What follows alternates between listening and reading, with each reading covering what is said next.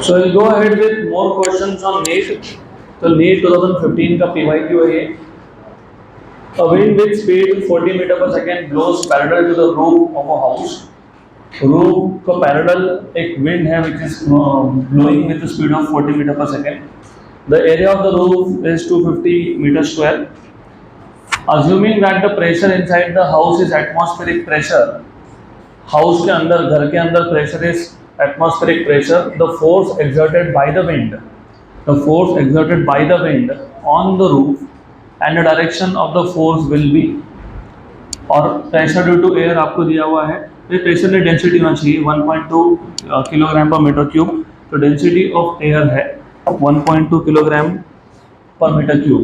तो पहले पूरा क्वेश्चन अच्छे से समझ लो and you have to understand कि इसमें डाउनवर्ड आंसर आ नहीं सकता है, it will be always upward.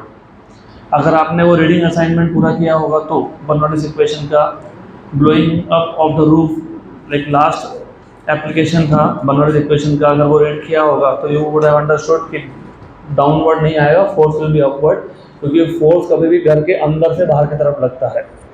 तो ये तो आपको भी एप्लीकेशंस ऑफ बर्नौलीज प्रिंसिपल, अगर if you have read it, नहीं किया तो पढ़ लेना, अपवर्ड फोर्स रहेगा. A wind with a speed of 40 meter per second blows parallel to the roof of the house. तो मान लेते हैं ये हाउस है and let us say कि ये रूफ है of the house. इसको पैरेलल मतलब यहाँ पे wind is blowing with a speed of 40 meter per second. Area of the roof, तो ये जो रूफ है इसका area of cross section है 250 meter square. Assuming that the pressure inside, अब एक काम करो, अंदर 0.1 बोल दो, बाहर 0.2 बोल दो, तो P1 is equal to atmospheric pressure, 1 atmosphere. The force exerted by the wind on the roof and direction of the force will be, the force exerted by the wind on the roof. कौन सा law apply करेंगे? Bernoulli's principle. तो Bernoulli's principle के हिसाब से P1 plus half rho V1 square plus rho G H1 equal to P2 plus half rho V2 square plus rho G H2. H1 और H2 they are nearly same, क्योंकि just above the roof and just below the roof अगर height measure करोगे with respect to ground reference level, that is more or less same. तो ये दोनों जो gravitational heads हैं, अगर याद होगा H वाला टर्म होता है ग्रेविटेशनल हेड, वो हो जाएगा कैंसिल आउट, तो दैट कैंसल्स आउट. और ऑफ कोर्स घर के अंदर विंड इज नॉट ब्लोइंग, मतलब घर के अंदर स्पीड इज 0, तो inside it is V1 equal to 0. तो यहाँ आपके पास P1, लेकिन P1 था 1 एटमॉस्फेयर, हाफ रो V1 तो 0 है तो वो गया, ये टर्म भी गया तो it is 0. P2 plus half rho V2 square. क्या पूछा आपको? Direction of force. ओके, तो P0 minus P2 equal to half rho V2 square. This is excess pressure and by the way अंदर प्रेशर ज़्यादा है, बाहर कम है. क्यों? क्योंकि यू नो अंदर विंड नहीं ब्लो हो रहा है, तो अंदर pressure is constant. You need to remember कि विंड कब ब्लो होता है, whenever there is pressure difference. तो अंदर प्रेशर कांस्टेंट है और वहाँ एटमॉस्फेयर है. ऊपर बिकॉज विंड इज ब्लोइंग, मतलब प्रेशर का डिफरेंस है फ्रॉम लेफ्ट टू राइट, इसलिए विंड इज ब्लोइंग. तो pressure inside is more, outside is less, तो ये आ गया excess pressure half rho V square. What is the relation between pressure and area?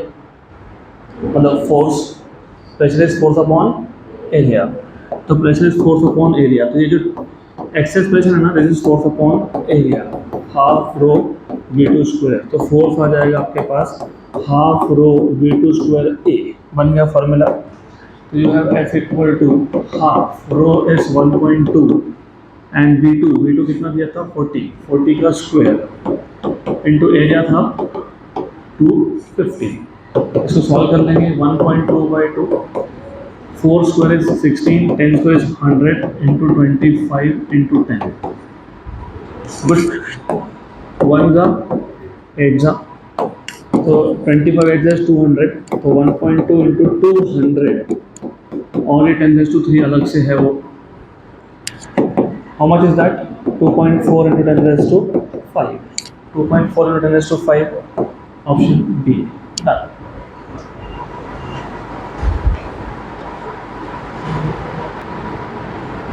Next question,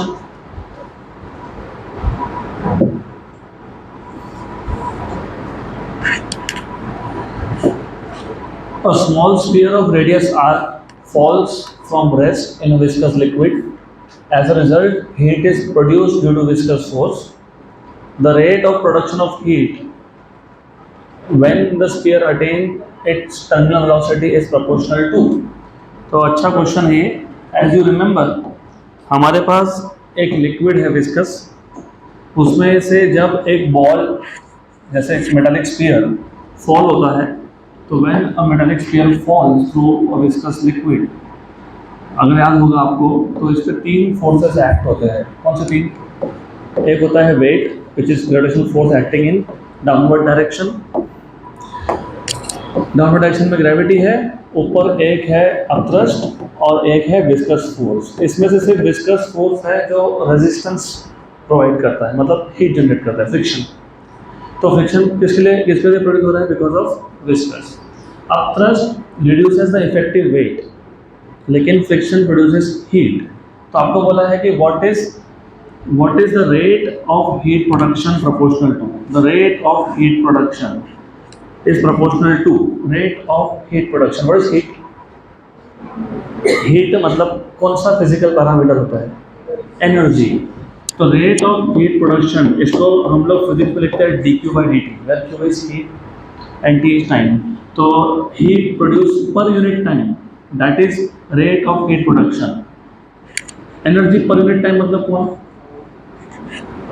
power. This is power, of course power. Okay, equation 1.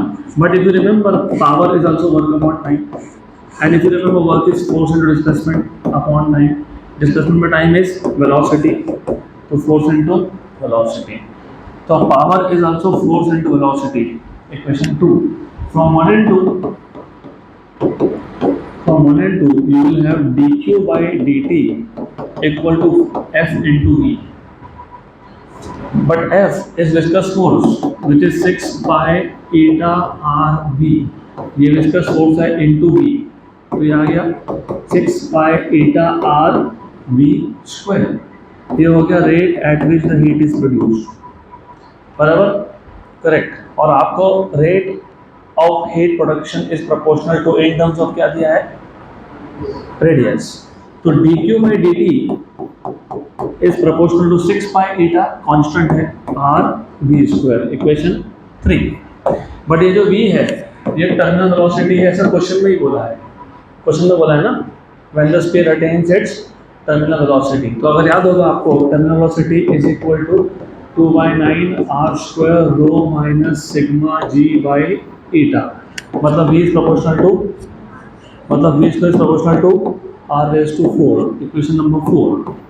So therefore dq by dt is proportional to r and v square is proportional to r raised to 4। तो कितना हो गया?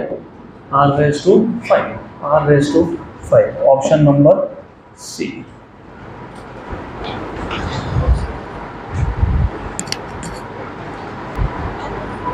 Next question,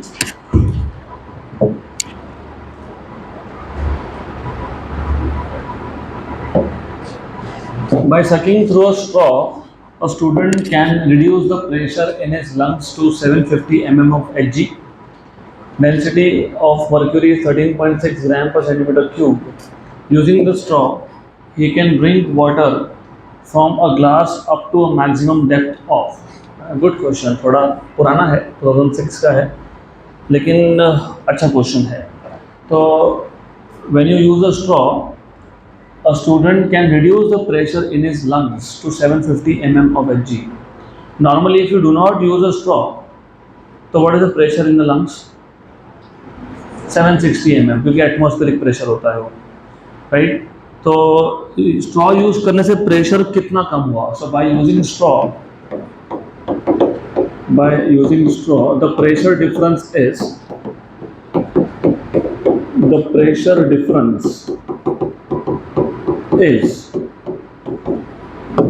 delta P equal to 760 minus 750 mm of Hg। और मैंने आपको बताया था, जिनको ये नहीं पता कि प्रेशर mm में कैसे आ गया, तो मैंने आपको बताया था कि प्रेशर होता है h rho g तो रो और जी की वैल्यू बहुत बार सब्स्टिट्यूट करता ही नहीं है, सिर्फ आपको हाइट बता देते हैं कॉलम का, और वो mm सेंटीमीटर ऐसे ही आता है फिर।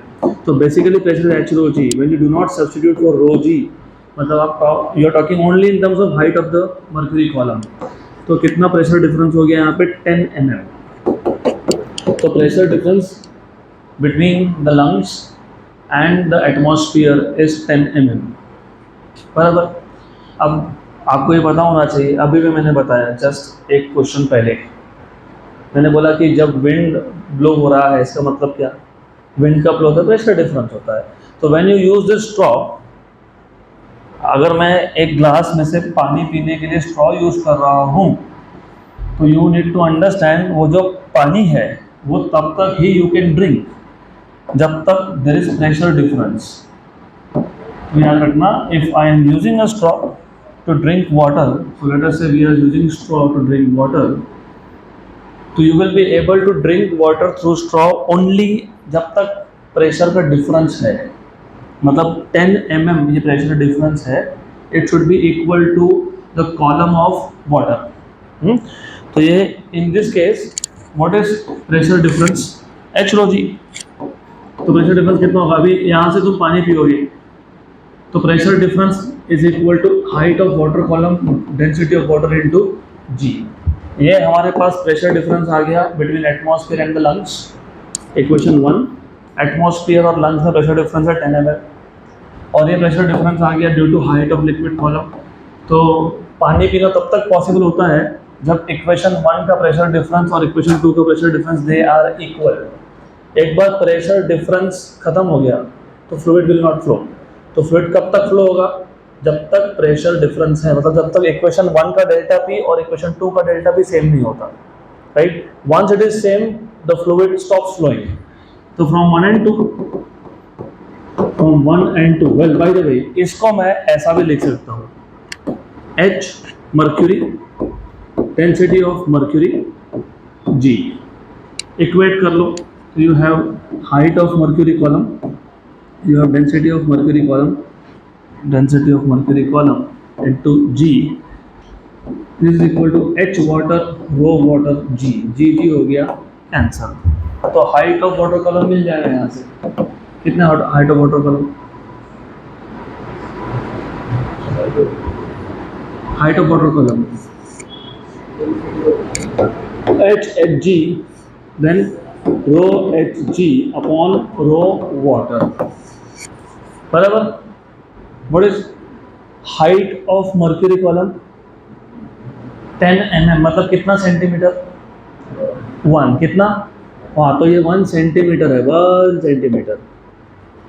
What is density of water in CGS units, 1 gram per centimetre cube. What is density of mercury, 13.6 gram per centimetre cube. तो ये और ये कैंसल, तो आंसर कितना आएगा 13.6 सेंटीमीटर। तो 13.6 सेंटीमीटर तक ही it is possible for the student to drink water, 13.6, option number C. मतलब वाटर का डेप्थ 13.6 सेंटीमीटर हो तब तक पॉसिबल है।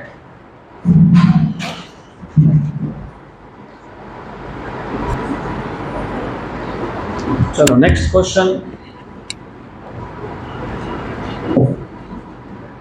Question very good question. A candle of diameter d, एक कैंडल है जिसका डायामीटर d है, small d, is floating on a liquid in a cylindrical container of diameter capital D।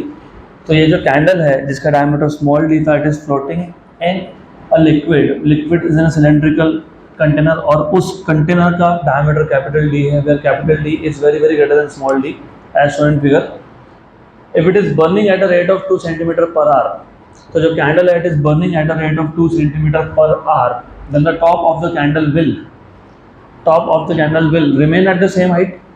Candle का जो टॉप है वो सेम हाइट पे रहेगा क्या, fall at a rate of 1 centimeter per hour, fall at a rate of 2 centimeter per hour, go up at the rate of 1 centimeter per hour। तो इसको solve कैसे करेंगे, nice question.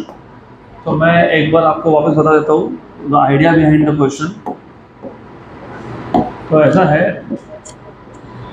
you have a liquid, some liquid in which a candle is floating, a candle is floating, और जो candle float कर रहा है ना, इसका आधा लेंथ इज आउटसाइड और आधा इज इनसाइड। मैं नहीं बोल रहा हूँ, क्वेश्चन बोल रहा है, एल एंड एल। ओके, तो एल एंड एल ऐसा है, and it is burning. Since it is burning, of course यहाँ पे फ्लेम होगा, समथिंग लाइक दैट। अभी वो फ्लेम दिखाऊंगा नहीं मैं। तो you have L and L, so the total length of the candle is 2L। अभी जो कैंडल है, it is burning eight a rate of 2 centimetre per hour. तो आपको पूछा है जो टॉप ऑफ द कैंडल है वो फॉल होगा, राइज होगा, अपनी जगह पे ही रहेगा, एक्सेट्रा एक्सेट्रा। तो कैसे करेंगे solve? What do you think you will do? पहले तो बताओ कि फ्लोट हो रहा है, फ्लोट हो रहा है, यस। तो फ्लोट कब होता है कोई भी object? Weight is balanced by upthrust. तो weight of the candle is balanced by upthrust। बराबर, सही है। weight of the candle is mass into g, upthrust is mass of liquid displaced into g, where m is the mass of candle and mld is mass of the liquid displaced। g तो गया। mass is volume into density, density of the candle, इसको हम लोग रो बोल देते हैं, और mass of liquid displaced is volume of liquid displaced into density of liquid displaced। What is volume of candle? Volume of candle, area into height। Candle is like a cylinder, तो area of cross section, इसका जो cross section है उसका area into what is height 2L, okay, into density, volume of liquid displaced is equal to volume of candle that is inside the liquid। जितना solid का volume liquid के अंदर है उतना ही लिक्विड डिस्प्लेस होगा। तो कैंडल का कितना पार्ट लिक्विड के अंदर है? कितना? हाफ। तो यहाँ पे क्या लिखोगे? एरिया इंटू एल, क्योंकि दिखाया है ना, क्वेश्चन में दिया हुआ है, into density of liquid displace. जो कैंसिल हो गया कर दो, ए गया, एल गया, ए एल गया, तो आपको एक रेशो मिल गया, that is density upon density of liquid displaced, which is equal to 1/2। You have equation number 1। Okay, अब ये आपको मिल गया इनिशियल केस। अब आपको क्या बोला है? That the candle is burning eight a rate of 2 centimetre per our. Candle is burning eight a rate of 2 centimetre per hour. तो अभी इसके आगे क्या करेंगे? 1 आवर के बाद, अभी 1 आवर के बाद क्यों बोल रहा हूँ? क्योंकि if you look at the option, fall at a rate of 1 centimetre per hour, fall at a rate of 2 centimetre per hour, go up at a rate of 1 centimetre per hour. तो वो 1 hour के बाद क्या होगा? What will happen after 1 our?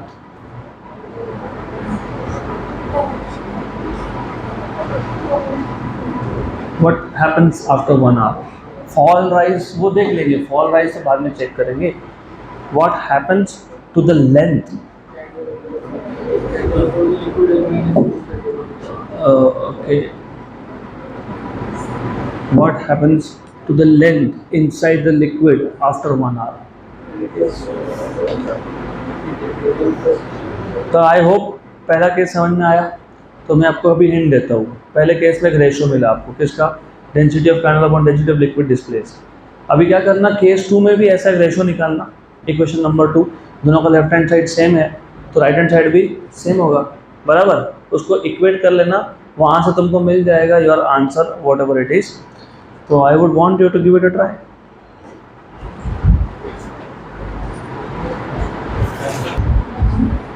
So what happens after 1 hour is, यहाँ ध्यान दो, since candle was burning at a rate of 2 centimetre per hour, हर एक आवर में 2 सेंटीमीटर बर्न हो रहा है, मतलब हर एक आवर में 2 सेंटीमीटर से लेंथ कम हो रहा है। तो 1 आवर के बाद, after 1 hour, the new length of the candle is, new length of the candle, original length minus 2 centimetre.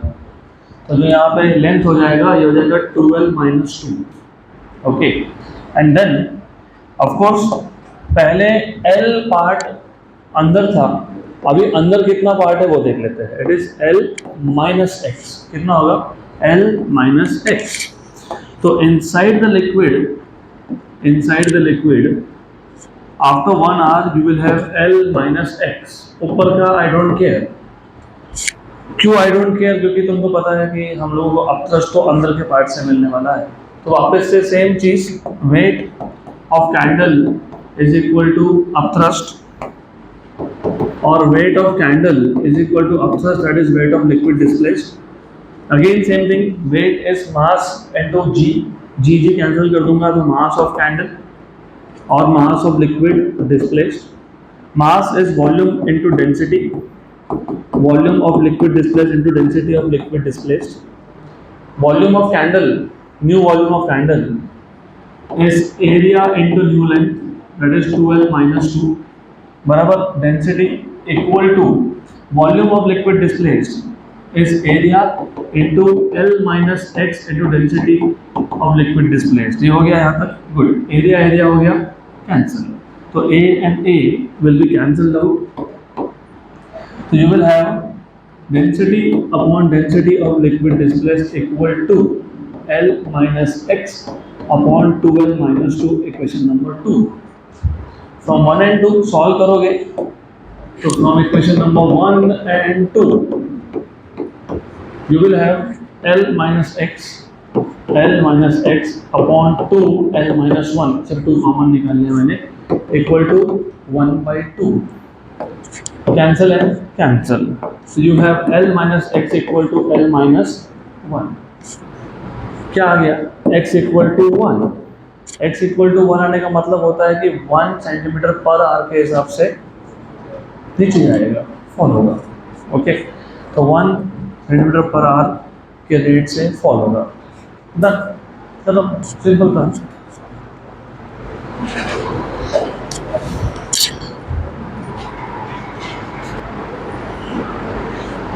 Okay, तो we'll go ahead with the next question. Question number 5th, 6th and 9th will be assignment. We'll do only question number 7th and 8th.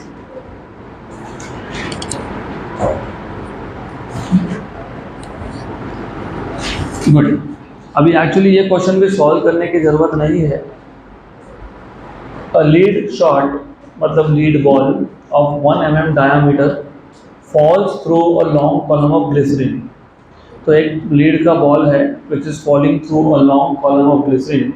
The variation of its velocity v with distance covered is represented by. तो पहले तो आपको ये याद होना चाहिए terminal velocity का concept. तो जब आप एक बॉल को एक लिक्विड में ड्रॉप कर देते हो, इनिशियल वेलोसिटी कितना होता है? 0।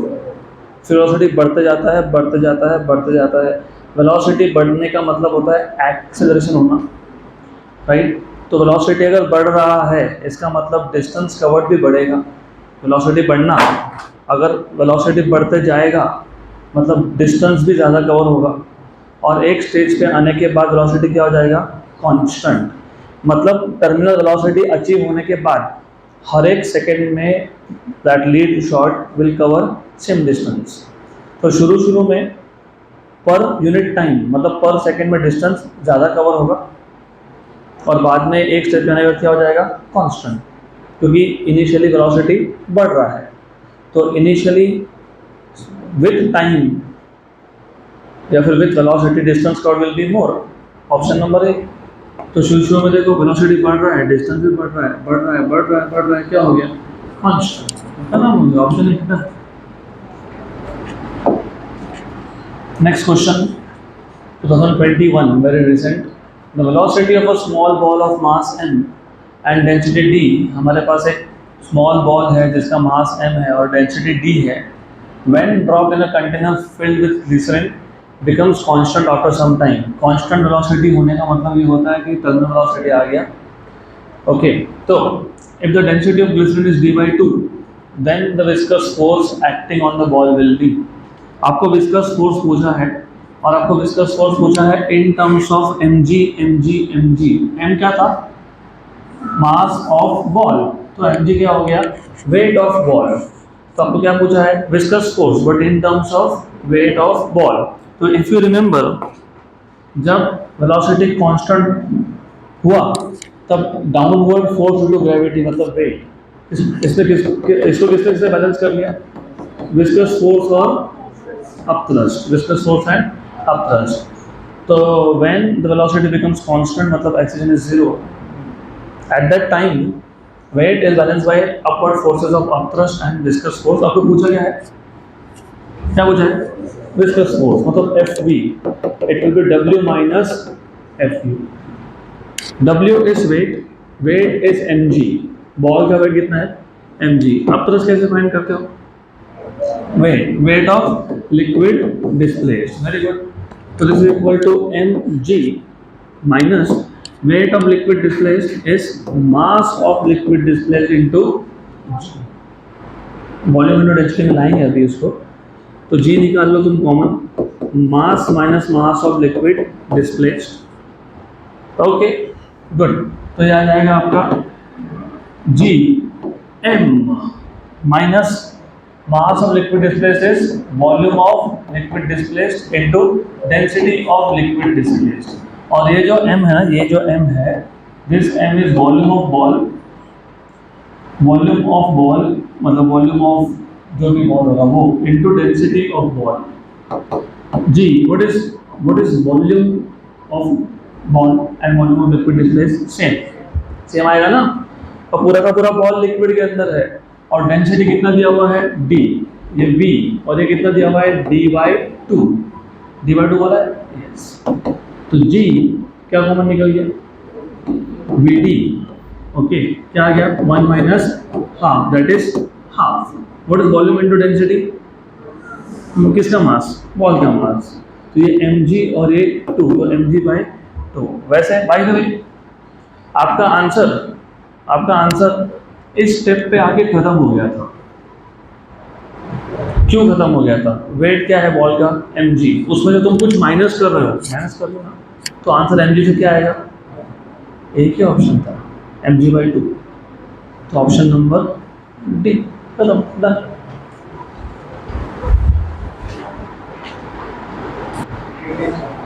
So we'll go ahead with next set of questions. When a large bubble rises from the bottom of a lake to the surface, its radius doubles. Radius double हो रहा है तो volume भी बढ़ रहा है साथ में. If atmospheric pressure is equal to that of column of water height h, then the depth of the lake is. पहला सेंटेंस और दूसरा सेंटेंस इसमें कनेक्शन नहीं है, तो मतलब when a large bubble rises from the bottom of a lake to the surface, its radius doubles, ये एक सेंटेंस है, its radius doubles, ये अलग है, उसके बाद कुछ अलग बोला है। तो पहले तुमको ये समझ में आना चाहिए कि what they are trying to tell you is, पहले केस में बबल के बारे में बताया है, दूसरे सेंटेंस में they are telling you कि एटमॉस्फेरिक प्रेशर कैसे फाइंड करोगे। अब तक कैसे करते थे, H2G, उसमें H क्या था, 76 सेंटीमीटर ऑफ मर्क्यूरी। यहाँ पे 76 सेंटीमीटर ऑफ मर्क्यूरी नहीं, यहाँ पे कॉलम ऑफ वाटर यूज किया है, उसमें कितना हाइट है, h है। तो पहला सेंटेंस है, उसका मतलब समझ लो, यू हैव लेक के बॉटम से एक बबल है which is rising up, you have a bubble which is rising up, you have a bubble which is rising up. यहाँ पे रेडियस अगर r था तो ऊपर तक आते आते, यहाँ तक आते आते रेडियस 2r हो गया। तो radius here was r, here it is 2r। एक काम करते हैं ना, डेप्थ को मैं h मान लेता हूँ, यहाँ पे पॉइंट नंबर 1 और यहाँ पे पॉइंट नंबर 2 ऐसा बोल देता हूँ, ओके। तो क्योंकि ये जो प्रोसेस है ना, दिस प्रोसेस इज आइसोथर्मल, तो since the process is isothermal, ये प्रोसेस आइसोथर्मल ही होता है, तो आइसोथर्मल प्रोसेस है, तो P1V1 equal to P2V2। P1 pressure at point 1 is due to height h of water column, तो h रो g, उसके ऊपर कौन है, एटमॉस्फेयर है, उसके ऊपर एटमॉस्फेयर है। वॉल्यूम कितना हो जाएगा, 4/3 pi r cube equal to 2 point के डायरेक्ट ऊपर कौन है, एटमॉस्फेयर है, तो P2 is equal to P naught, और V2 कितना होगा 4/3 पाई 2r का क्यूब। ओके, तो जो जो कैंसिल होता है उसको पहले कैंसिल कर दो, 4/3 आर क्यूब हो जाएगा कैंसिल, आर क्यूब कैंसिल हो जाएगा, तो क्या बचेगा h rho g plus P nought equal to 2 cube is 8 P nought, तो एच रो जी कितना आ गया 7 पी नॉट। लेकिन क्वेश्चन के हिसाब से एटमॉस्फेरिक प्रेशर कैसे फाइंड करना है, atmospheric pressure is equal to that of column of water height h, मतलब कैपिटल एच रो जी। तो इक्वेशन नंबर 1 and 2 से from 1 and 2 you have h rho g equal to 7 capital H rho g cancel, so what is depth 7h option number C।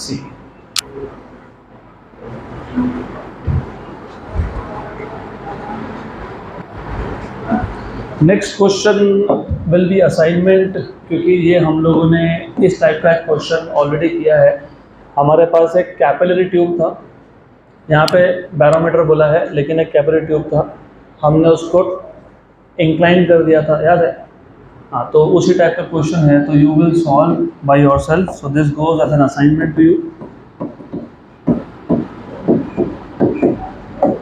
Next question, अब मैं जानबूझ के pressure के questions वापस से इसमें इंक्लूड किए, so that to check if you still struggle with solving such questions.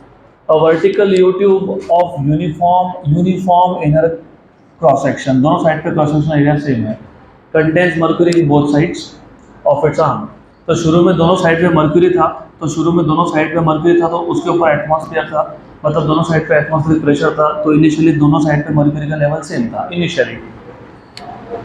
Glycerine with density of 1.3 gram per centimetre cube, column of length 10 centimetre is introduced in one of the arms. तो एक arm में हमने glycerine जिसका length 10 centimetre है वो introduce कर दिया, तो यहाँ पे प्रेशर ज़्यादा है तो mercury will be pushed down, तो दूसरे साइड पे इट विल गो अप।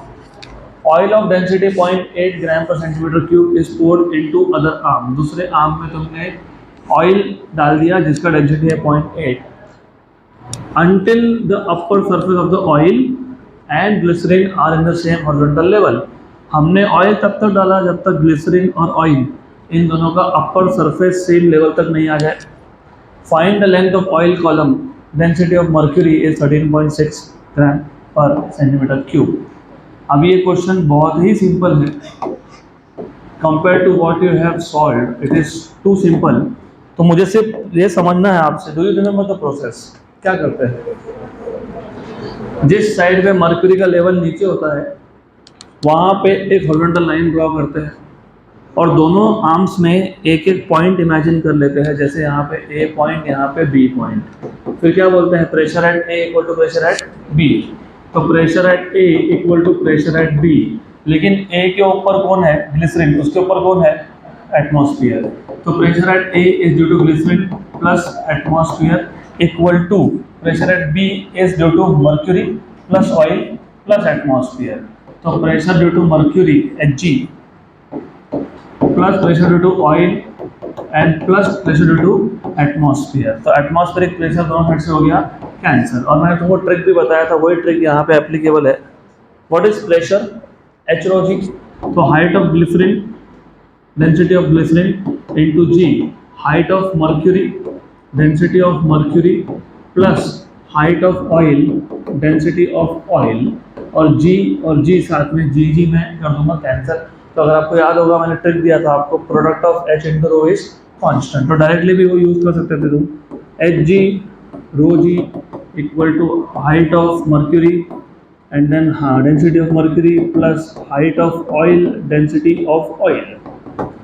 हो गया यहाँ तक, गुड। अभी आपको हाइट ऑफ ग्लिसरीन तो पता ही है, आपको हाइट ऑफ मर्क्यूरी भी पता लग जाएगा, ये 10 है तो ये कितना है 10 minus h, good, this was h, this was 10, तो कितना बचा 10 minus h. Height of glycerine कितना दिया हुआ है आपको 10 सेंटीमीटर, डेंसिटी ऑफ ग्लिसरीन कितना बोला है 1.3, हाइट ऑफ मर्क्यूरी कितना आया 10 minus H, density of mercury कितना है 13.6 प्लस हाइट ऑफ ऑयल कितना है h, डेंसिटी ऑफ ऑयल कितना है 0.8, इसको सॉल्व करना पड़ेगा आपको। तो 13 equal to 136 minus 13.6 h plus 0.8 h, 136 से 13 गए 123, 13.6 में 0.8 माइनस कर लो 12.8, तो 12.8 h, तो h equal to 123 by 12.8। Okay, अगर ऊपर 128 होता नीचे 12.8 होता कितना आता 10, ऊपर छोटा नंबर है तो आंसर 10 से थोड़ा सा छोटा है, 10 से थोड़ा सा छोटा है 9.6 है, 9.6 सेंटीमीटर आएगा आपका answer.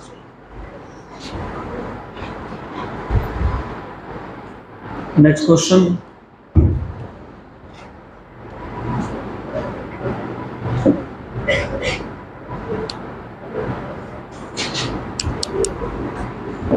if two liquids of same masses, दो liquids है masses same है but densities ρ1 and ρ2 respectively are mixed, then the density of mixture is given by, simple question है।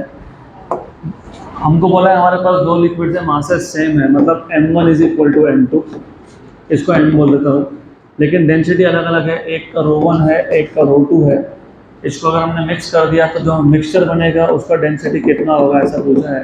In general what is density, mass upon volume, तो density of mixture is mass of mixture upon volume of mixture. Okay, mass of mixture is m1 plus m2, it is m1 plus m2, volume of mixture is volume 1 plus volume 2, where v1 stands for volume of first liquid and v2 is for volume of second liquid। तो m1 और m2 ये same थे तो m plus m, volume होता है मास, density होता है मास upon volume, volume होता है मास अपॉन डेंसिटी, तो वॉल्यूम होगा m1 by ρ1 plus m2 by ρ2, तो 2m upon m1 m2 same है, m1 और m2 सेम है, तो you will write down this as 2m upon mass निकाल लिया common 1 by ρ1 plus 1 by ρ2, cancel cancel.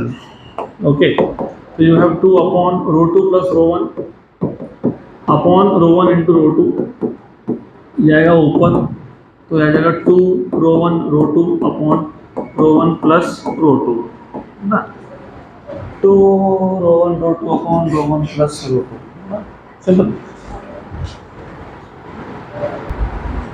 अगला question, good question, this is a combination of two different concepts. एक है of course bulk modulus, if you remember you have studied bulk modulus in 11th standard mechanical properties of solids में तीन type के modulus देखे थे हम लोगों ने, Young's modulus which is called as elasticity of length, दूसरा था bulk modulus which is called as elasticity of volume, और तीसरा था modulus of rigidity, elasticity of shape.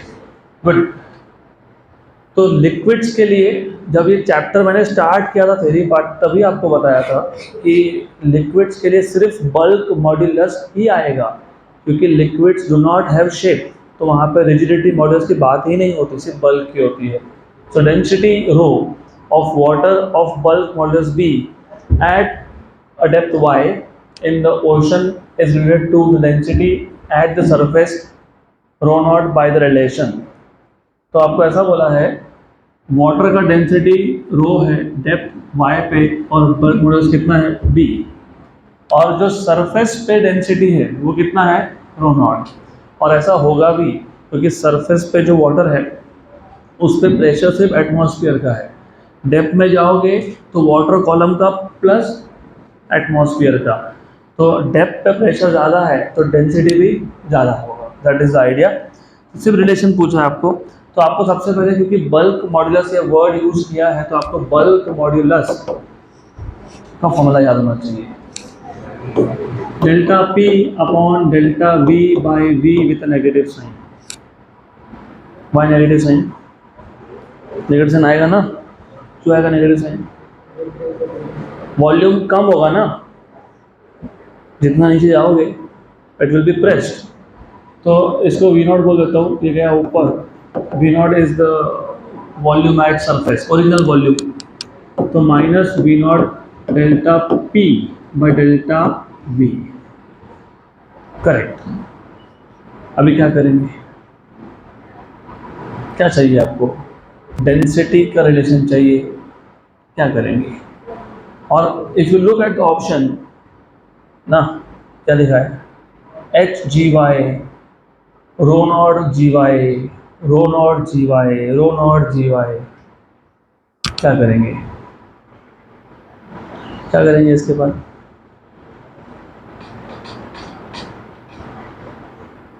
What will you do. चलो डेल्टा वी को तो यहाँ पे लाओ, पहले डेल्टा वी यहाँ पे आ गया, V not delta P by B.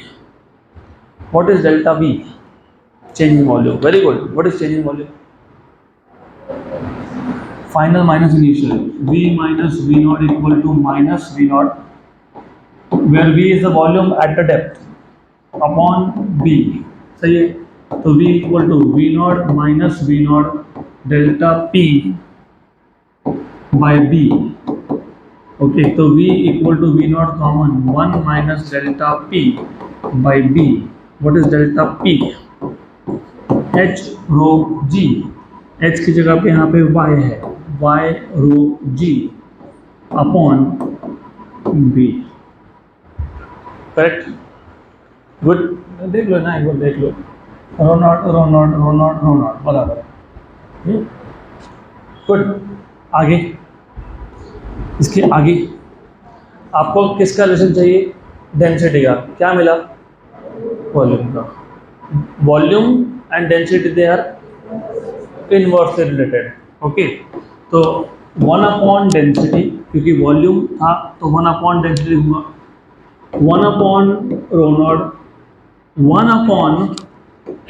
Upon 1 minus y rho nought g by B. ये कहाँ था, ये कहाँ था, ये डिनोमिनेटर में था, रेसिप्रोकल लिया ना तुमने, तो -1, जिनको अभी भी नहीं समझा, what I have done is, मैंने सिर्फ रेसिप्रोकल लिया।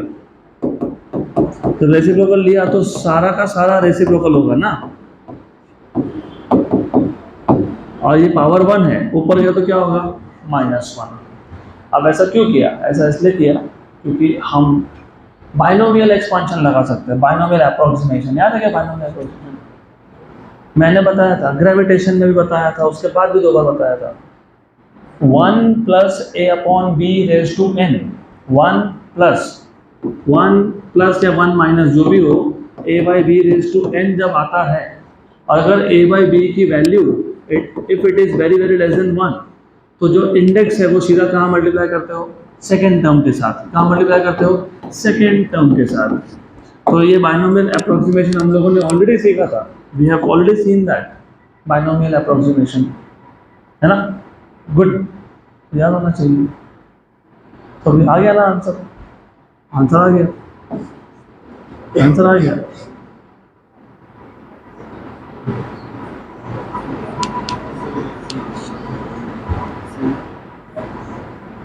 मैंने गलत लिखा है जानबूझ के, intentionally I am doing mistakes to check if you understand what I am writing down.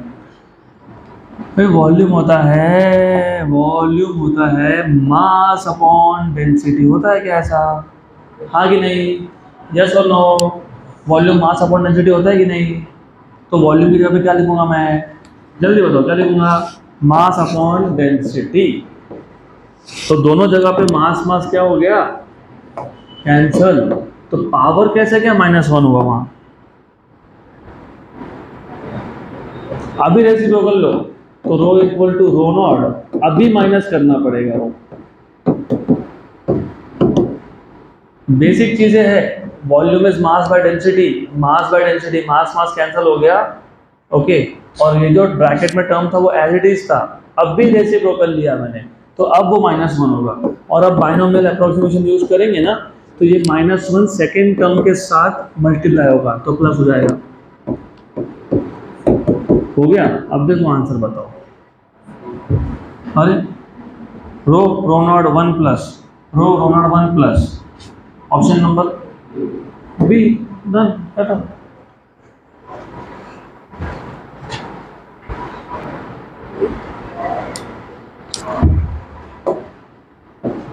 तो एक छोटी सी गलती जो मैंने वहाँ पे की थी उसको करेक्ट नहीं करते तो आंसर ना बीच में, आंसर के बीच में माइनस आता। तो you have two of course pay attention. Density change होता है, मास नहीं। तो जैसे आप नीचे जाते हो density of a given volume changes, not the mass, mass remains the same। Next question, simple question है ये, फटाफट बता देता हूँ मैं। Three liquids of density D two D three D, तीन लिक्विड्स है D two D three D density है, are mixed in equal proportions of weight. Equal proportion of weight मतलब मासेस आर सेम, तो m1 m2 m3 they are same. Relative density of the mixture is, same question आ गया। Density of the mixture मैंने अभी बताया था, mass of the mixture upon volume of the mixture, और ये बताया था मैंने आपको, आएगा m1 plus m2 plus m3 upon volume 1 volume 2 volume 3। m1 m2 m3 तीनों सेम है तो m प्लस m 3m है। वॉल्यूम होता है मास अपॉन डेंसिटी, m अपॉन पहले का डेंसिटी d है, m अपॉन दूसरे का डेंसिटी 2d है, m अपॉन तीसरे का डेंसिटी 3d है, तीसरे लिक्विड का, है ना। Mass by density, mass by density, mass by density, पहले का मास m था, डेंसिटी d था, दूसरे का डेंसिटी 2d है, तीसरे का 3d है। तो आ गया 3m upon m by D common, m by D common आ गया तो 1 प्लस 1/2 प्लस 1/3 हो गया। m हो गया कैंसिल, d गया ऊपर, तो m कैंसिल हो गया, d गया ऊपर। 1 प्लस 1/2 इज 3/2 प्लस 1/3, तो 3d अपॉन 3 3 9 प्लस 2 11, 11/6 ये गया ऊपर, तो 18d by 11, 18d by 11, option B.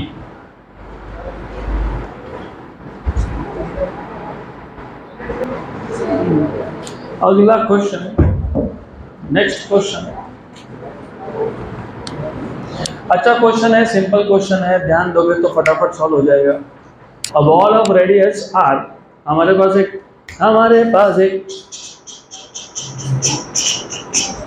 एक बॉल है जिसका रेडियस r है और डेंसिटी रो है। It falls freely under gravity through a distance h before entering water.